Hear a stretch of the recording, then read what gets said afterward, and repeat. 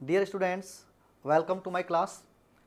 इस क्लास में मैं आपको प्रीपोजिशंस की कुछ महत्वपूर्ण जो प्रॉब्लम्स हैं, एरर्स हैं, सेंटेंसेज हैं, वो मैं करवाने जा रहा हूँ। बेसिक यूजेस जो मोस्ट ऑफ जो प्रीपोजिशंस हैं उनके मैं आपको करवा चुका हूँ। तो यहाँ पर हम कुछ इम्पोर्टेंट जो परीक्षाओं में पिछले 50 वर्ष से अगर हम देखें तो कुछ सेंटेंसेज रिपीटेडली परीक्षाओं में आते हैं, तो वो सेंटेंसेस हमें कम से कम आने चाहिए। तो उनकी प्रैक्टिस में कुछ सेंटेंसेस को यहाँ पर लिख करके ही आपको करवा रहा हूँ, ठीक है ना। तो देखते हैं कुछ जो है एक्सरसाइज के माध्यम से हम प्रेपोजिशंस की प्रॉब्लम्स को पढ़ने वाले हैं। देखिए, फिक्स यूजेज हैं ये। खास तौर पे फिक्स यूजेज का मतलब है कि किसी वर्ब के साथ में या किसी एडजेक्टिव के साथ में या फिर कोई और जो है अपने पैटर्न के हिसाब से वहाँ पर फिक्स प्रेपोजिशन आती है, ठीक है। देखते हैं। तो यहाँ जो हमारी हेडिंग है वह रहेगी प्रेपोजिशन।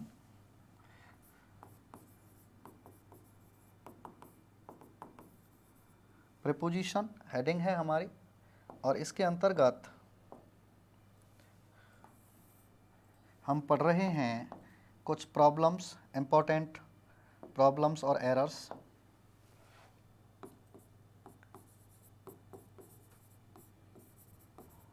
इम्पोर्टेंट प्रॉब्लम्स, ठीक है। तो प्रेपोजिशन की कुछ इम्पोर्टेंट प्रॉब्लम्स हैं, उनको हम देखने वाले हैं इसके अंतर्गत। और वो इम्पोर्टेंट प्रॉब्लम्स कौन कौन सी हैं बताते हैं आपको। कुछ सेंटेंसेस हम पढ़ेंगे यहाँ पे। चलिए पढ़ते हैं। यहाँ नंबर 1, जैसे मैंने कहा she is busy her work. Number 2, he is popular his friends। Number 3, what is wrong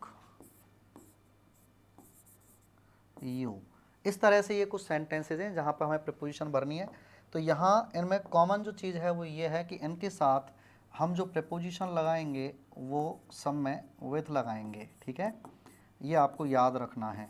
यहाँ हर सेंटेंस अपने आप में एक प्रॉब्लम है और हर सेंटेंस ही अपने आप में एक नियम है। तो यहाँ नियम क्या है, यहाँ कुछ आप एडजेक्टिव देख रहे हो, ठीक है ना।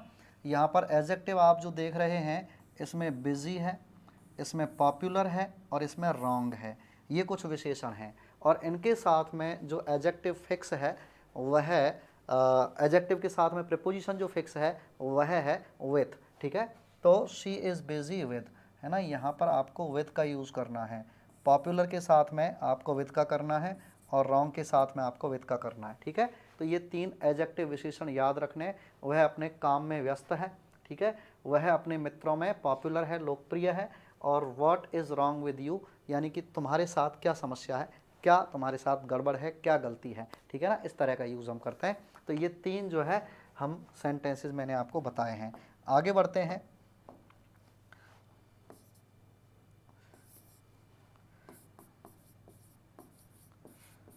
The meeting was held the college campus, ठीक है। अगर कॉलेज कैंपस का यूज़ हो रहा है, ठीक है, तो वहाँ पर आप कॉलेज कैंपस या कैंपस का अगर यूज़ हो रहा है तो यहाँ भी आप यहाँ जो प्रीपोजिशन लगाएंगे वो ऑन लगाएंगे, ठीक है। फिक्स है। मैं आगे बढ़ता जाऊँगा आपको बस बताते हुए। एक्सरसाइज हैं एक तरह से। आगे मैं यहाँ पर कहूँ he is the selection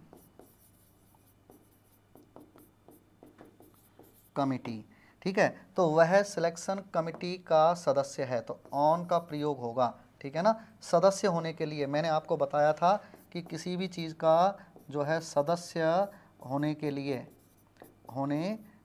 on का यूज़ है, आप पढ़ेंगे तो वहाँ मैंने लिखाया हुआ है सदस्य होने के लिए हम ऑन का यूज़ करते हैं, तो वह सिलेक्शन कमेटी चयन समिति का सदस्य है। ठीक है, आगे बढ़ते हैं प्रॉब्लम्स को लेकर के।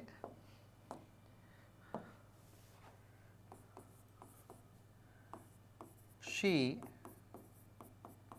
kept the book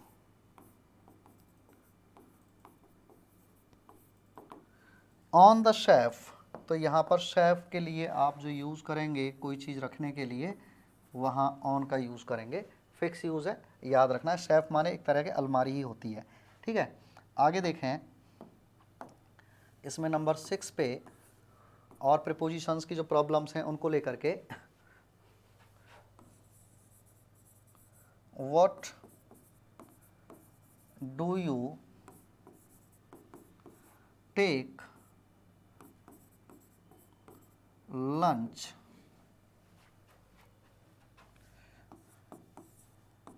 he sold his old scooter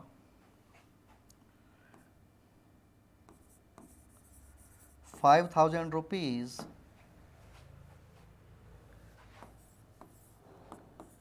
she bought the book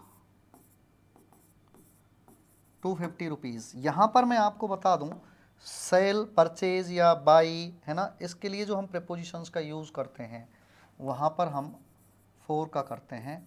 ठीक है, तो यहाँ पर आप जो फोर का यूज़ कर रहे हैं वह है सेल के लिए, कोई चीज़ बेच रहे हैं तो उसके लिए अगर हम कीमत बता रहे हैं कि भाई कितने में बेच रहे हैं या कितने में ख़रीद रहे हैं, तो इसके लिए हम फोर का यूज़ करते हैं।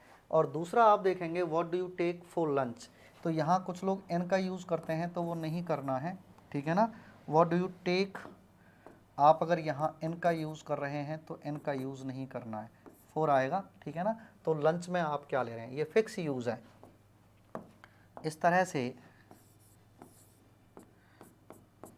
ही इनवाइटेड मी डिनर, उसने मुझे डिनर के लिए इनवाइट किया, तो टू डिनर। तो इनवाइट के साथ में फिक्स है, कई बार परीक्षाओं में पूछा गया है निमंत्रण देना। ठीक है, तो यहाँ पर आप टू का यूज़ करेंगे, फिक्स है। दूसरा I told it, I told it his face, मैंने ये बात उसके मुंह पर कही। तो told it to his face, किसी के मुंह पर जो है बात कहना। ठीक है, अब कुछ लोग कहेंगे भाई ऑन का यूज़ करेंगे, भाई मुंह पर बात कहना, तो यहाँ पर किसी के मुंह पर बात कहना, मुंह पर का मतलब होता है सामने बात कहना, सामने कहना। ठीक है, कुछ भी आप यहाँ यूज़ करेंगे तो इसमें प्रीपोजिशन ऑन के बजाय आप जो है किसका यूज़ करेंगे, टू का यूज़ करेंगे, ये फिक्स है। ठीक है, इस तरह का हम यूज़ करते हैं। जैसे आगे मैं कहूँ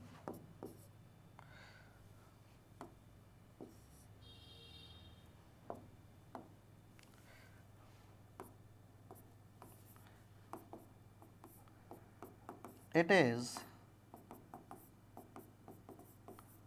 15 minutes to in 5 PM, कि शाम के 5 बजने में 10 मिनट शेष हैं। तो यहाँ आप जिस प्रीपोजिशन का यूज़ करेंगे वो प्रीपोजिशन फिक्स है कि आपको टू लगाना है, एन नहीं लगाना है। ठीक है ना, यानी कि किसी भी समय को जैसे हम लेकर के ये भविष्य में हम समय बता रहे हैं और उसमें कहीं कोई चीज़ कम है, ठीक है ना, 15 मिनट कम है, 20 मिनट कम है, 5 मिनट कम है। ठीक है, तो हम यही कहते हैं इट इज़ 5 मिनट्स, या 5 भी कह सकते हैं, इट इज़ 5 और 5 मिनट्स टू 10, यानी 10 बजने में अभी 5 मिनट बाकी हैं। इस तरह से हम यूज़ करते हैं, ठीक है, फिक्स यूज़ है। और लेकिन अगर कितने, जैसे मैंने कहा 5:15 हुए, उसके लिए हम क्या यूज़ करेंगे, देखो it is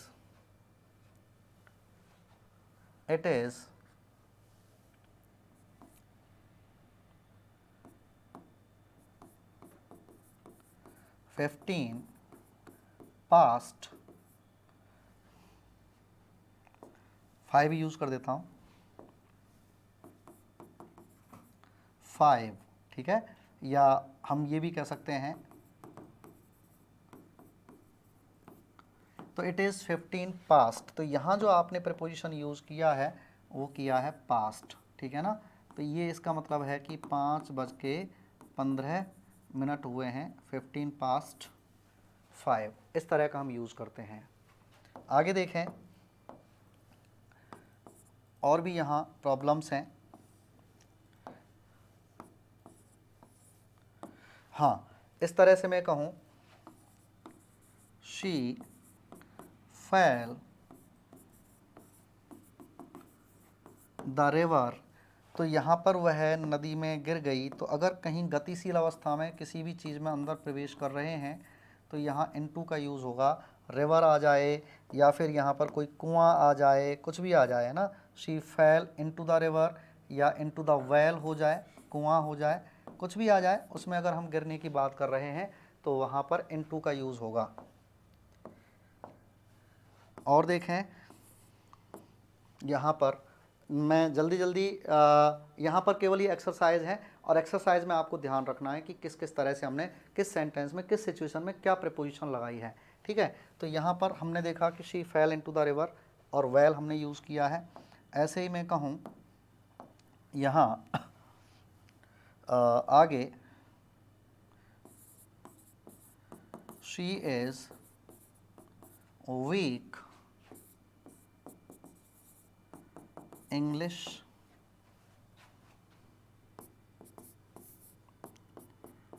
he is rich English, ठीक है। तो यहाँ कुछ इस तरह के एडजेक्टिव्स का यूज़ करते हैं।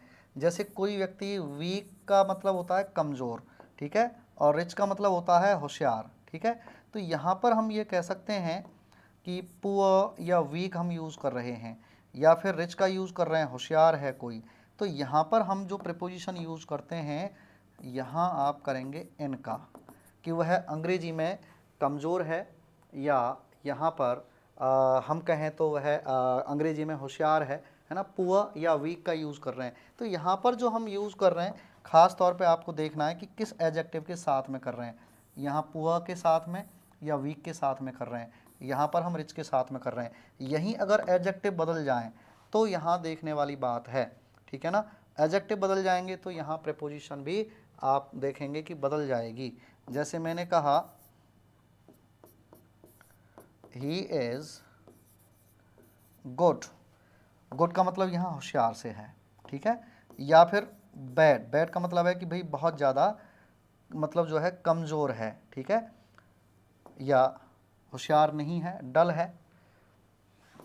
और मैंने कहा यहाँ अंग्रेजी शब्द यूज़ किया इंग्लिश, ठीक है, वह अंग्रेजी में गुड है या बैड है।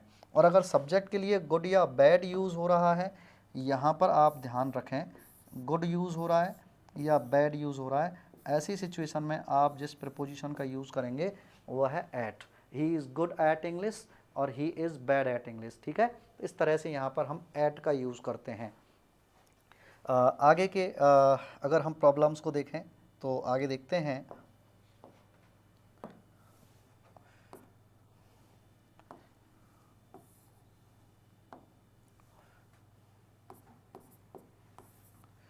मैंने कहा J&K is the north of India. यहाँ पर ध्यान देने की बात है, ग्रामर के अलावा यहाँ समझने की ज़रूरत है, ठीक है। मैंने कहा China is the north of India. यहाँ पर हम थोड़ा सा जोग्राफिक जो कंडीशन है उनको हम समझें कि यहाँ किसका यूज़ करेंगे। तो मैंने कहा J&K इज़, यहाँ पर आप इन का यूज़ कर सकते हैं आराम से, कोई दिक्कत नहीं है। J&K is in the north of India, China is. अब यहाँ पर अगर आपने इन का यूज़ किया है तो गलत हो जाएगा। यहाँ पर या तो आप टू का यूज़ करें या फिर आप नो प्रीपोजिशन भी सिचुएशन में लगा सकते हैं। और अंतर क्या है यहाँ देखेंगे कि जो इंडिया है, यहाँ पर हम कंट्री की बात कर रहे हैं तो J&K उसका एक पार्ट है, ठीक है ना। J&K क्या है, पार्ट है, इसलिए हम इन या ऑफ इंडिया कह सकते हैं कि J&K is in the north of India. तो जम्मू कश्मीर इंडिया के नॉर्थ में है, अर्थात इंडिया का पार्ट है। अगर कोई व्यक्ति जो नहीं भी जानता है वो अगर उसको ये सेंटेंस बोला जाएगा तो वो समझ जाएगा कि इंडिया जो एक कंट्री है उसके नॉर्थ में J&K है। लेकिन अगर आपने कहा China is in the north of India तो यहाँ ये गलत हो जाएगा, क्योंकि जोग्राफिकल जो सिचुएशन है ना, वहाँ उसके हिसाब से जो चाइना है वह इंडिया के नॉर्थ में नहीं है, अर्थात उत्तर दिशा में तो है लेकिन इंडिया का पार्ट नहीं है। तो यहाँ पर जो है आपको समझने वाली बात यह है कि इंडिया का ये पार्ट नहीं है, ठीक है। पार्ट नहीं है तो इंडिया के उत्तर दिशा की तरफ है, यानी कि इंडिया जो है उसका जो उत्तर दिशा है उसकी तरफ चाइना देश है। तो इंडिया का पार्ट है तो इन लगाएंगे, और इंडिया का पार्ट नहीं है, किसी भी दिशा को दिखा रहे हैं तो या तो आप टू यानी कि उत्तर दिशा की ओर पड़ता है, या फिर आप ये भी कह सकते हैं China is the north of India, इस तरह से भी इन नहीं लगाएंगे यहाँ पे, है ना, नीचे वाले में। चलिए अब आगे देखते हैं।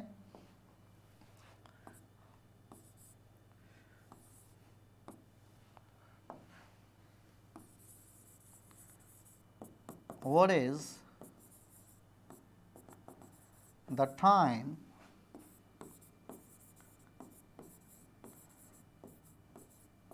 योर वॉच, तुम्हारी घड़ी में कितने बजे हैं। तो यहाँ ऐसी सिचुएशन में मैं आपको बाय का यूज़ बता चुका हूँ, कितने बजे होने के लिए, या घड़ी द्वारा या मोबाइल द्वारा या किसी भी डिवाइस के द्वारा टाइम बताने के लिए हम बाय का यूज़ करते हैं। तो ये चीज़ आपको ध्यान रखनी है कि यहाँ पर हम बाय का यूज़ करेंगे।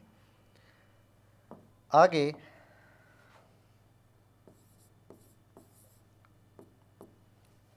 मैं आपको यहाँ कहूँ इस तरह से, शी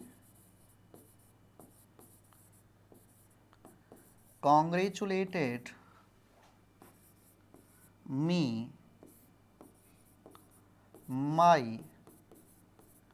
सक्सेस। तो कॉन्ग्रेचुलेट माने बधाई होना होता है, और यहाँ कॉन्ग्रेचुलेटेड मी, ठीक है। तो कॉन्ग्रेचुलेट के लिए आप जो यूज़ कर रहे हैं माई सक्सेस, यहाँ हमने नाउन यूज़ की है।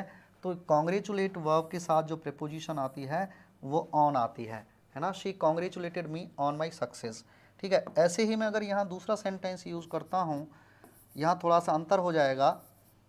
She congratulated me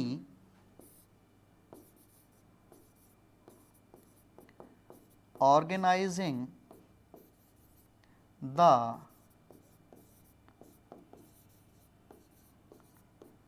function well। she congratulated me for, अब यहाँ पर for का यूज़ हुआ है, ऑन का नहीं किया है हमने, कॉन्ग्रेचुलेट के साथ में ऑन का नहीं किया है, फोर का किया है। क्यों किया है फोर का, वहाँ पर देखेंगे। फोर का यहाँ पर जो यूज़ हुआ है वो इस वजह से हुआ है कि जो ऑर्गेनाइजिंग यहाँ शब्द यूज़ हुआ है ये क्या है, V1 प्लस ING है, ठीक है। V1 प्लस ING को हम वैसे बोलते हैं जीरंट। क्या है ये, V1 प्लस ING जिसको बोलते हैं जीरंट, ठीक है। और अगर यहाँ पर आप पाएँ कि कॉन्ग्रेचुलेट के साथ में या कॉन्ग्रेचुलेट के बाद में, कॉन्ग्रेचुलेट वर्ब के बाद में अगर कोई जीरंड आ जाए इस तरह से, ठीक है, तो ऐसी सिचुएशन में आपको जो प्रीपोजिशन बनती है वह एक ही बनती है, और वो बनती है फोर, ठीक है। तो जीरंड के बाद में जब कोई भी कॉन्ग्रेचुलेट वर्ब के बाद में कोई भी जीरंड यानी कि V1 प्लस ING आ रहा है तो आप फोर लगा सकते हैं, ठीक है। ऊपर जीरंड नहीं है, सीधा नाउन है, तो आप यहाँ ऑन लगाएंगे। आगे देखते हैं।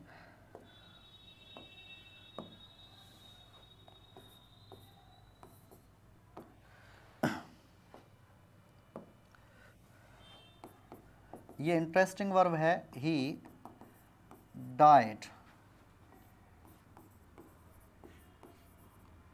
कॉलेरा।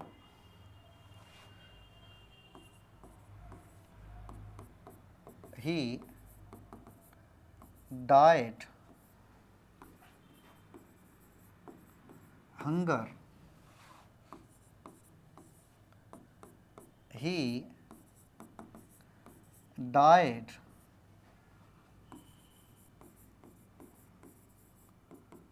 overeating, या वूंड माने घाव,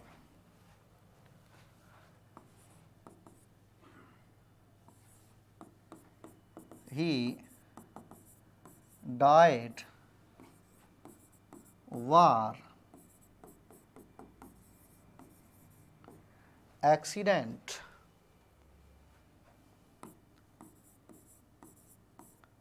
death, और he died सुसाइड। देखो मरने के लिए यहाँ पर हमने कई डाई वर्ब है, डाई मान होता है मरना, मरने के लिए यहाँ पर कई जो है प्रकार हैं, कई तरीके हैं, और जैसे जैसे तरीका बदल रहा है प्रीपोजिशन भी वैसे ही बदलती है। जो सबसे महत्वपूर्ण प्रीपोजिशन डाई के साथ हम यूज़ करते हैं वो होती है ऑफ। किसका यूज़ करते हैं? ऑफ का। और यहाँ कॉलेरा मान होता है हैजा, और हैजा मतलब बीमारी। तो बीमारी से मरने के लिए, बीमारी से मरने के लिए हम यूज़ करते हैं, यहाँ आपको ये जानकारी होनी चाहिए कि हम बीमारी से मरने के लिए ऑफ का यूज़ करते हैं। ठीक है, अगर हम हंगर भूख से मर रहे हैं तब भी हम ऑफ का यूज़ करें। कुछ लोग यहाँ विद लगाते हैं, पर यहाँ ऑफ ही ठीक है, ऑफ का ही महत्वपूर्ण यूज़ होता है। ज़्यादा खाने से, वूंड से, है ना, या फूड पॉइजनिंग से यहाँ पर अगर हम कर रहे हैं, या किसी के मरने की बात आ रही है, वूंड माने होता है घाव, ओवर ईटिंग माने ज़्यादा खाना।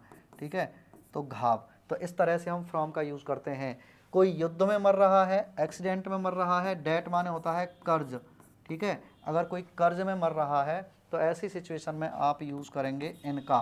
ठीक है, ही डाइड, अब यहाँ पर सुसाइड से कोई मर रहा है, आत्महत्या से, तो इसके लिए आप यूज़ करेंगे बाय का। ठीक है, इनमें जो सबसे इम्पोर्टेंट है, सबसे जो महत्वपूर्ण है, ठीक है, वो है यहाँ पर बीमारी से मरना। ये सबसे ज़्यादा इम्पोर्टेंट है, परीक्षा में पूछी जाने वाली जो है प्रीपोजिशन है। मरने के लिए डाई के साथ में ऑफ का बहुत ही जो है ज़्यादा यूज़ पूछा जाता है। तो और भी हैं यहाँ मरने के लिए, अर्थात प्रीपोजिशन के हिसाब से, है ना, हम मरने की किसी की क्यों कामना करें, हम तो प्रीपोजिशन के हिसाब से हमें सीखना है कि डाई वर्ब को लेकर के कौन कौन सी प्रीपोजिशंस का यूज़ करते हैं। चलिए आगे बढ़ जाते हैं हम। मैंने कहा राम मैरिड सीता। ठीक है, राम ने सीता से शादी की। तो यहाँ कुछ लोग क्या लगाते हैं? विद लगाते हैं, कुछ लोग लगाते हैं यहाँ टू लगाते हैं। ठीक है, तो ऐसी सिचुएशन में मैं आपको बता दूं, ना विद आएगा ना टू आएगा, तो यहाँ क्या आएगा? यहाँ आएगा नो प्रीपोजिशन। क्या आएगा? नो प्रीपोजिशन, कोई भी प्रीपोजिशन नहीं आएगी। राम ने सीता से शादी की, क्योंकि ये क्या है? एक्टिव वॉइस है। क्या है ये? एक्टिव वॉइस है ना। अगर इसी को पैसिव वॉइस में बदला जाए, पैसिव वॉइस में हम बी की form is, am, are, was, were, be, being, been और एम वी की थर्ड फॉर्म का अगर हम यूज़ करते हैं तो वो होता है पैसिव। ठीक है, तो अगर ऐसे इसको लिखा जाए तो वहाँ ऐसी सिचुएशन में हम जिस प्रीपोजिशन का यूज़ करेंगे वो देख लीजिए आप। राम, या अगर इसको हम पैसे में चेंज करें, ऐसे लिखते हैं, Sita was married. Sita was married, यहाँ आप राम का यूज़ करें। ठीक है, सीता वॉज मैरिड राम। यहाँ जिसका आप यूज़ करेंगे वो प्रीपोजिशन होगी टू। ठीक है, यहाँ पर आप विद का यूज़ नहीं करेंगे।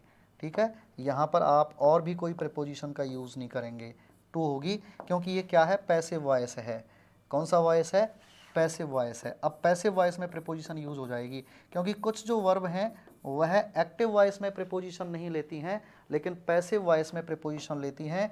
तो यहाँ पर जो मैं आपको बता रहा हूँ ये पैसिव वॉइस क्यों है, कैसे है, देखो इसमें एक तो बी की फॉर्म आ गई और ये एम वी की थर्ड फॉर्म आ गई, तो बी वर्ब हो गई और V3 हो गई, इसलिए सेंटेंस हो गया पैसिव। और अगर इस तरह का यूज़ आ रहा है तो वहाँ पर आप टू लगाएंगे, यहाँ विद नहीं लगाएंगे। कुछ लोग यहाँ ये तर्क देते हैं कि यहाँ हम जैसे मान लो जैसे Sita was married to Ram, कुछ लोग कुछ किताबों में, कुछ हिंदी मीडियम की किताबों में, कुछ पास बुक्स में, कुछ अलग तरह की जो है किताबों में कुछ लोग इस तरह से बता देते हैं कि अगर मान लो Sita was married to Ram ठीक है, लेकिन अगर राम को आगे ले आया जाए और सीता को पीछे ले जाया जाए, जैसे कि राम वॉज मैरिड, तो वहाँ पर विद लगा देंगे। तो मैं आपको बता दूं कि अंग्रेजी में ऐसा कोई नियम नहीं है, ठीक है। मैरिड अगर आ रहा है पैसिव वॉइस में तो यहाँ पर आपको टू लगाना है, ठीक है।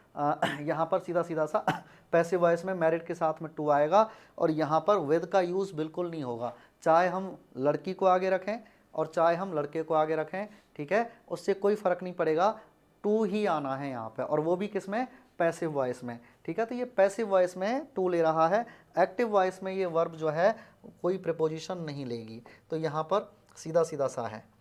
तो यहाँ एक चीज़ आप ध्यान रखना, ध्यान ये रखना है आपको कि अंग्रेजी में ये ध्यान रखना है, नोट कर लेना आप, नोट ये है कि जेंडर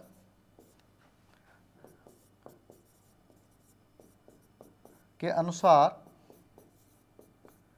प्रीपोजिशन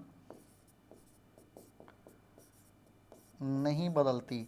अंग्रेजी में एक नियम यह है, फिक्स है, कि अगर जेंडर है तो उसके हिसाब से प्रीपोजिशन नहीं बदलेगी, यानी कि यहाँ राम या सीता को आगे पीछे रखें तब भी यहाँ पर टू ही आना है, लेकिन पैसिव वॉइस में, एक्टिव वॉइस में मैरी वर्ब प्रीपोजिशन नहीं लेती है, ठीक है। ऐसी कुछ और क्रियाएं हैं जो एक्टिव वॉइस में प्रीपोजिशन नहीं लेती हैं लेकिन पैसिव वॉइस में लेती हैं, ठीक है। देखिए मैरी माने शादी करना है, लेकिन यहाँ मैंने कहा इंगेज्ड, जैसे शी engaged रवि, तो यहाँ एक्टिव वॉइस में है, तो यहाँ पर आप देखेंगे कि नो प्रीपोजिशन आपको लगानी है, कोई भी प्रीपोजिशन नहीं आएगी, है ना। परंतु अगर यहाँ आप प्रीपोजिशन लगा रहे हैं तो फिर पैसिव वॉइस में ये वर्ब इंगेज माने सगाई होना, ठीक है, तो यहाँ पर ये प्रीपोजिशन ले सकती है, जैसे कि शी वॉज engaged। अब ये पैसिव कैसे हो जाएगा, आपको पता है कि यहाँ बी की वर्ब का यूज़ हुआ है, एम वी की थर्ड फॉर्म का यूज़ हुआ है, तो यहाँ पर आपको इंगेज वर्ब के साथ टू का यूज़ करेंगे। तो यहाँ पर ध्यान रखना है, इंगेज वर्ब जो है एक्टिव वॉइस में ये नो प्रीपोजिशन यहाँ पर आपको ध्यान रखना है, और पैसिव वॉइस आप देख रहे हैं, पैसिव वॉइस में यहाँ आप देखेंगे टू, ठीक है। लेकिन पैसिव वॉइस में ये क्या लेती है, टू तो लेती है लेकिन ये एन भी ले सकती है, जैसे शी वॉज engaged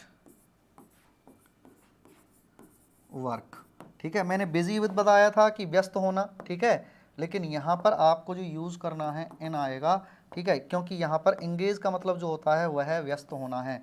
और मैंने आपको शुरुआत में जो सेंटेंस बताया था ये बिजी विद का ही मतलब है, she was busy with her work भी कह सकते हैं, she was engaged in her work, तो यहाँ पर हम ये कह सकते हैं कि व्यस्त होना, और ये पैसिव वॉइस है, ठीक है, ये भी पैसिव वॉइस है, देखिए बी की फॉर्म थर्ड फॉर्म, तो ये भी पैसिव है, पैसिव वॉइस है, ठीक है। तो यहाँ पर जो नोट है वो इस तरह का है, नोट इस तरह का है, टू बी इंगेज्ड,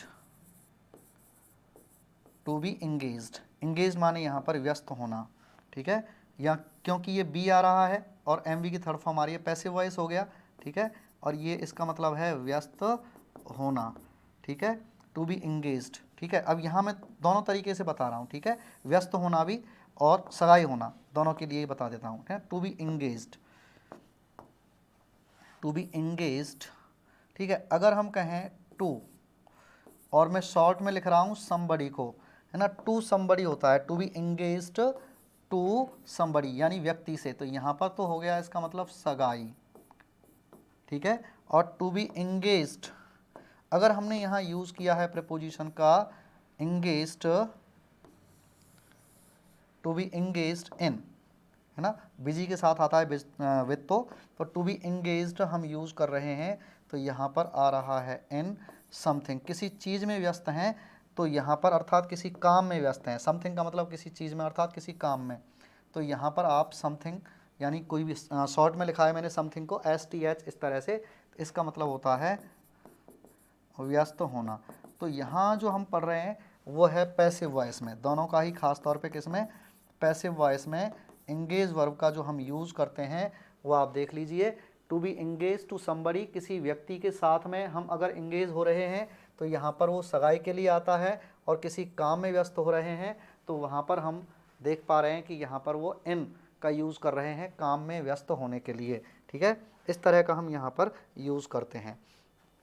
आगे अगर हम देखें तो कुछ और चीज़ें हैं इसमें समझने वाली, ऐसे ही मैं आपको बताऊं कुछ और वर्ब्स हैं।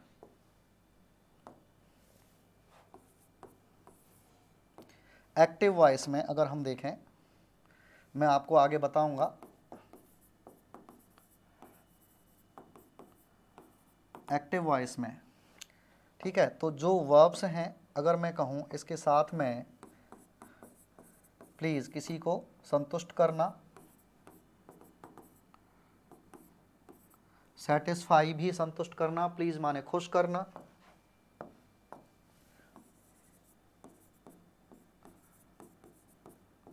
खुश करना, संतुष्ट करना, इनके साथ एक्टिव वॉइस में आप देखेंगे तो नो प्रीपोजिशन आएगी, है ना। अगर इन्हीं के साथ में आप पैसिव वॉइस में जाएंगे,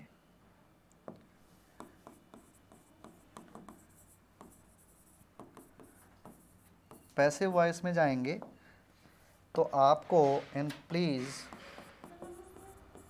प्लीज़ या सेटिस्फाई, इनके लिए आप जिसका यूज़ करेंगे वो है विद, ठीक है ना। जैसे यहाँ हम देखें तो एग्जाम्पल के तौर पे this job please is me, कोई प्रीपोजिशन नहीं आएगी, यह जॉब मुझे खुशी देता है, लेकिन मैंने कहा पैसिव वॉइस में इसका पैसिव बनाएंगे तो I am pleased with this job, तो I am pleased passive voice में हमने बी की फॉर्म का थर्ड फॉर्म का यूज़ किया है, और यहाँ जो प्रीपोजिशन आएगी वो विथ आएगी। ऐसे ही यहाँ क्योंकि ये एक जैसी थी, क्योंकि ये पैसिव वॉइस में विद ले रही हैं, एक जैसी थी, इसलिए मैंने इनको एक साथ रखा है। लेकिन अगर मैं यहाँ पे कहूँ 32 में तो एक वर्ब आती है इंटरेस्ट, तो आप देखेंगे कि ये एक्टिव वॉइस में और पैसिव वॉइस में इसका पैटर्न अलग हो जाता है, क्योंकि कुछ क्रियाएं एक्टिव और पैसिव में बदलती हैं। एक्टिव वॉइस में यह है नो प्रीपोजिशन, ये तो सबके साथ कॉमन है कि ये क्रियाएं जो मैंने अभी आपको लिखाई हैं ये एक्टिव वॉइस में नो प्रीपोजिशन, लेकिन पैसिव वॉइस में ये इन लेती है, ठीक है ना। कैसे मैं आपको बताता हूँ।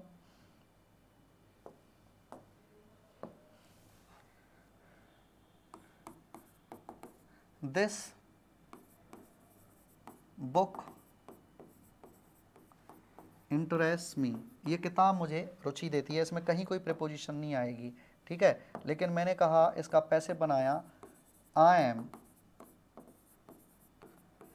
इंटरेस्टेड इन दिस बुक, कि भाई मैं इस किताब में मेरी रुचि है, अर्थ में तो ज़्यादा परिवर्तन नहीं है और परिवर्तन है ही नहीं, ठीक है। तो यहाँ पर बी की फॉर्म थर्ड फॉर्म है, और यहाँ जो है इंटरेस्ट वर्ब के साथ आपको जो मैंने अभी बताया है वहाँ आपको मैंने बताया है कि पैसिव वॉइस में यहाँ क्या यूज़ करेंगे, हम इनका यूज़ करेंगे, ठीक है ना, इंटरेस्ट वर्ब के साथ में। आगे देखते हैं, इसमें एक वर्ब है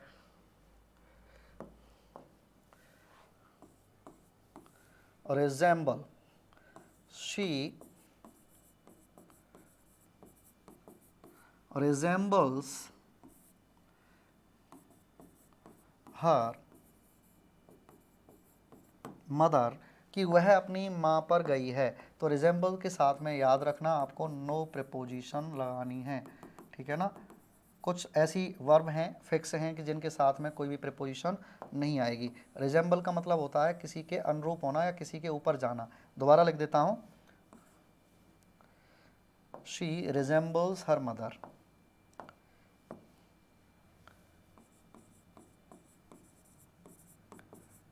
शी रिजेंबल्स, है ना, रिजेंबल्स यानी कि किसी के अनुरूप होना, इस तरह से, ठीक है।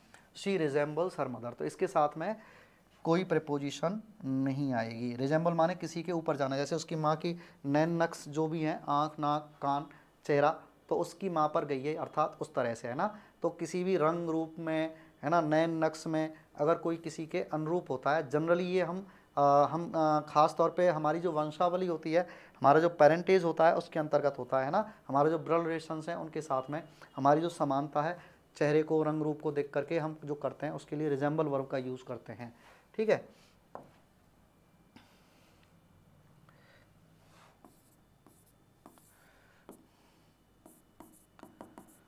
चाइना